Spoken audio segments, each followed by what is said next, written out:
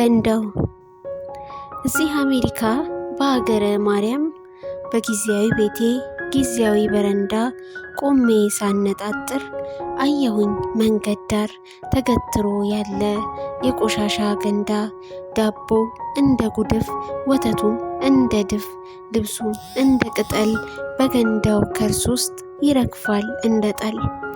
የአሜሪካ መልኳ አይደለም ህንፃዋ፣ ሰማይ የሚነድለው አይደለም መንገዷ፣ እንደ ቆለኛ ቅል የተወለወለው አይደለም ፖሊሷ ዝሆን የሚያህለው። የአሜሪካ መልኳ ጎልቶ የተሳለው በገንዳዋ ላይ ነው መንገድ ዳር ባለው።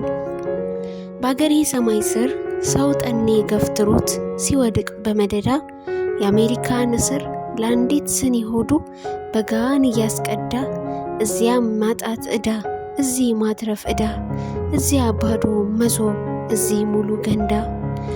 ከዕለታት አንድ ቀን በሰማያትና በምድሪቱ ድንበር ከኛ ጎታ አጠገብ የቆሻሻ ገንዳ ተቀምጦ ነበር። የሰማይ አማልክት አላጋጭ ቀልደኛ፣ ራበን መግቡን ስንላቸው እኛ ብዙ መናጋግረው ሲያዘንቡ ከሰማይ የእኛን ጎታ ስተው ከተቱት ገንዳው ላይ። ከቶ ለምን ይሆን የአፍሪካ ሕፃናት በዳቦም ያለቅሱ? የወተቶች አዋሽ የእርጎ ሚሲሲፒ በበዛበት ዓለም ጤዛ የሚልሱ? የሹራብ ተራራ የቡልኮ ጋራ በበዛበት ዓለም ጭጋግ የሚለብሱ?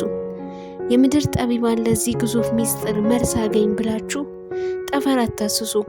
አሜሪካ ያለው የቆሻሻ ገንዳ ግጣሙ ሲከፈት ወለል ይላል መልሱ።